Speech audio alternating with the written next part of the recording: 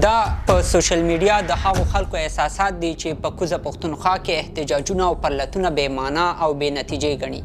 دوی د پښتنو له فعالانو غوښتي چې د خپلو حقونو لپاره باید نور تشدد شروع کړي او د ریاست په ضد وسلې راپورته کړي. د دوی له جذباتي الفاظو معلومیږي چې دا ځوانان د ګیلمن وزیر، عارف وزیر، ارمان لوړي او عثمان کاکړ او د دوی په شان نورو لسګونو فعالانو په وژل کېدو خفه دي او په همدې وجه د اوسنیو روانو تحریکونو او لاریونونو په ځای د ریاست په ضد عملي جګړه د حل اساسي لار ګڼي. خو پوښتنه دا ده چې که د پښتنو په څیر یو قام یا ولس له خپلو حقونو بې برخې کیږي، مشکلاتو ته یې پام نه کیږي او په مقابل کې پې دا ډول تشدد هم کیږي، په داسې حالاتو کې عام خلک له کومو لارو چارو استفاده کولی شي؟ آیا د منظور پښتین اوسنۍ لاره صحیح ده او که جګړه د حل لاره ده؟ راځئ نن همدا موضوع په تفصیل سره وڅېړو او شاید ستاسو ډېرې پوښتنې هم پکې ځواب شي.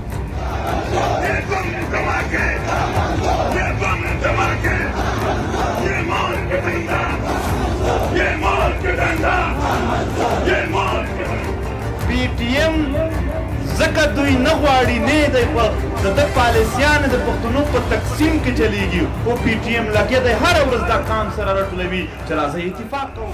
د تیرو لسو کلونو راهیسې د کوزې پښتونخوا او بلوچستان پښتانه د پاکستان د ریاست په مقابل کې راپورته شوي او د خپل قام لپاره انصاف غواړي، خپل هغه حقونه غواړي چې د دنیا هر انسان یې لري.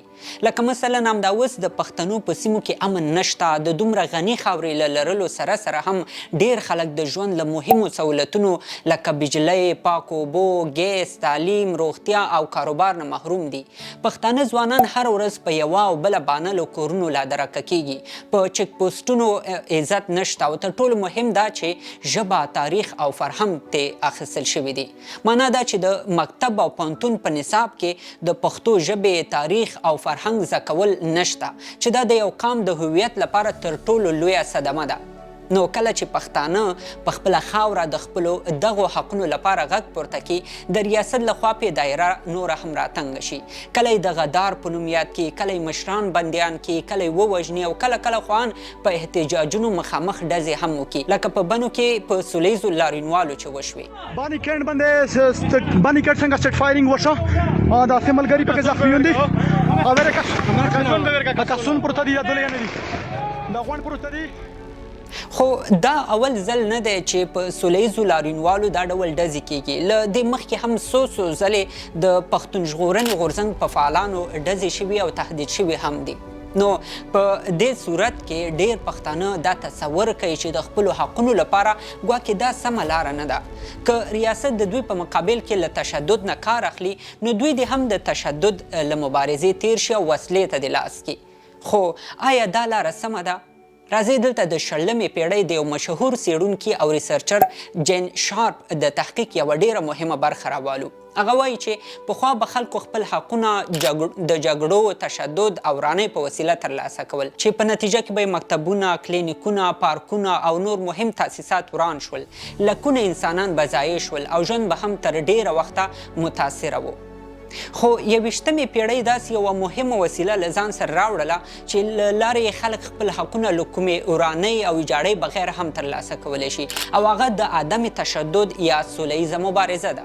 جین شارپ په خپل دې تحقیق کې ویلي چې تر اوسه په دنیا کې د عدم تشدد مبارزې د میتود 198 قسمونه پیژندل شوي دي، چې تر ټولو مهمې مظاهرې، احتجاجونه، پرلتونه، لاریونونه، اعتصابونه، د بیرغونو پورته کول، کاربندیز او له دولت سره پریکون اعلان ښودل شوي دي. نو دا د خپلو حقونو د غوښتلو لپاره په دنیا کې یوه قانوني او منل شوې لار ده. مثلا د ملګرو ملتونو لخوا د مدني او سیاسي حقونو لپاره د نړیوالې تعهدنامې په 19 او 21 ماده کې ویل شوي چې د خپلو حقونو لپاره غږ پورته کول د هر انسان حق دی او په دې برخه کې هر څوک کولی شي چې احتجاج وکړي. نو په همدې اساس په کوزه پښتونخوا کې چې کوم پرلتونه او احتجاجونه کیږي ټول د نړیوالو قوانینو او اصولو په بنیاد کیږي. د عدم تشدد په برخه کې بیلابیل څېړونکي په احتجاجونو کې یو مهم ټکی دا ګڼي که چیرته احتجاج کوونکي د خپلو غوښتنو لپاره بیا احتجاج کوي او بیا هم د دوی غوښتنو ته کوم خاصه توجه نه کیږي، احتجاجیان کولی شي چې خپل الفاظ او شعارونه دومره سخت کړي چې لامل دولت ته درد ورسیږي او یا ناراحته شي، او همدا یوازینی فشار دی چې عام ولس په دولت اچولی شي. او د عدم تشدد همدا تکتیک د پښتون ژغورنې غورځنګ په ډیر ښه شکل تعقیب کړی هم دی. ये जो दहशत गर्दी है इसके पीछे वर्दी है, ये जो मारामारी है इसके पीछे वर्दी है. نو همدا هغه شعارونه دي چې د پاکستان په پوځي ادارو سخت فشار راوستی دی. ځینې خلک په دې باور دي چې دا لاریونونه او احتجاجونه د وړو غوښتنو او بشري حقونو لپاره شاید موثر وي، خو د انقلابونو د راوستلو لپاره دا ډول د عدم تشدد مبارزه شاید کار ورونه کړي، خو داسې هم نه ده. راځئ دلته د دنیا د تاریخ ځینې مهم مثالونه راواخلو. یعنی په همدې تیره لسیزه کې که تاسو وګورئ له 2010 کال نه تر 2011 کاله پورې د عدم تشدد مبارزې لکه سوله ییزو لاریونونو او احتجاجونو په وسیله په منځني ختیځ او شمالي افریقا کې ډیر قوي نظامونه رانسکور شول.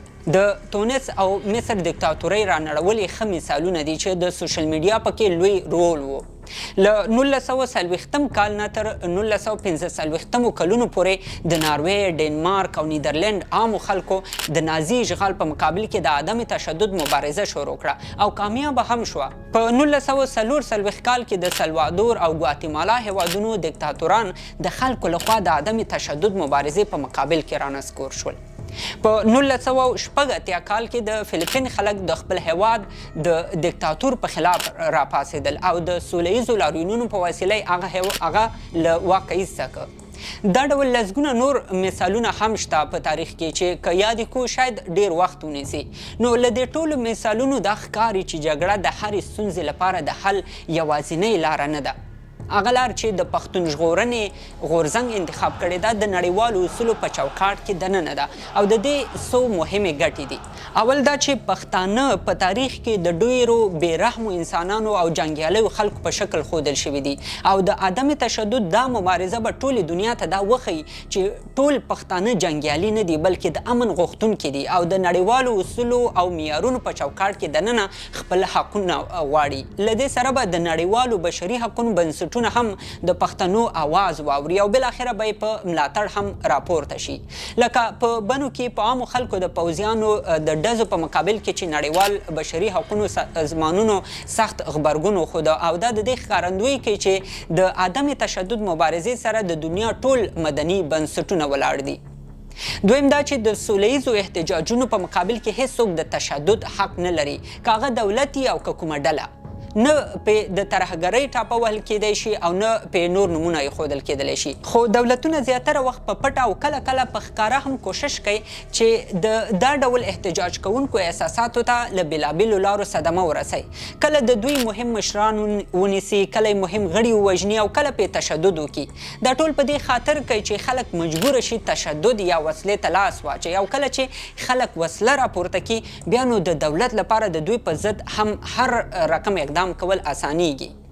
که بیا دا خلک له منځه وړل کېږي هم نو دولت خپلو خلکو او نړۍ ته په اسانۍ سره قناعت ورکولی شي، ځکه چې د دولت په ضد که هر څوک وسله راپورته کوي دولتونه حق لري چې د دښمن په نوم یا د ترهګر په نوم یې له منځه یوسي. په تیرو 6 کلونو کې د پی ټي ایم له مشرانو او فعالانو سره همدا چلند روان دی او کوشش کیږي چې په یو ډول نه یو ډول د دوی احساسات راوپاري او جګړې ته یې راکش کړي. بلخوا تاسو په پاکستان کې د ټي ټي پي حال وګورئ، هغوی د پاکستان د دولت په ضد وسله راپورته کړې ده. که په هغوی عملیات کېږي، که وژل کېږي او که هر نور عمل ورسره کېږي، هېڅوک یې په کیسه کې نه دي، نه عام خلک او نه نړیوال بشري سازمانونه. دا ځکه چې هغوی د تشدد لاره انتخاب کړې ده او ریاست یې د دښمن او ترهګر په نوم وژلی شي او دا هغوی خپل حق هم ګڼي. خو د عدم تشدد لاره نیول هم اسانه نه ده. د دنیا په ټولو هیوادونو کې د دولت په خلاف راپورته شوي سوله ییز مبارزین زنداني شوي دي، وژل شوي دي او یا هم له نورو سختو کړاوونو سره مخ شوي دي. لکه په 1993 کال کې په هندوستان کې 15,000 هغه محصلین او مدني مبارزین بندیان شول چې د دولت په خلاف یې سوله ییز لاریونونه کړي وو. په 1995 کال کې جرمني تر ټولو لوی عملیات د هغو خلکو په خلاف شروع کړل چې د دولت په خلاف راپورته شوي وو. نو له دې ټولو معلومیږي چې د انقلابونو د راوستلو لپاره او د خپلو حقونو د ترلاسه کولو لپاره دا ډول ټولو ستونزو، سختیو او کړاوونو په مقابل کې حوصله کول عدم تشدد دی او تاریخ ثابته کړې ده چې همدا لاره بالاخره کامیابۍ ته هم رسیږي. که په دنیا کې د عدم تشدد مبارزې ټول مثالونو ته وګورو، په دوی کې هغه مبارزې کامیابه شوي دي چې خلک یې په سپېڅلي نیت د خپلو خلکو او خاورې سره د فطري مینې له مخې په ټول شدت له خپلو کورونو راوتلي وي. نو همدا خلک دي چې مبارزین ګڼل کیږي او خپلو حقونو او ازادۍ ته هم یوه ورځ حتما رسیږي. نو زه هیله لرم چې دې ویډیو به تاسو سره د دې پوښتنې د حل په برخه کې مرسته کړي چې ولې باید پښتانه د خپلو حقونو لپاره وسلې راپورته نه کړي. دا و زموږ د نن ورځې ویډیو. هیله ده ستاسو به خوښه شوې وي. تر بلې ویډیو الله مو مل شه.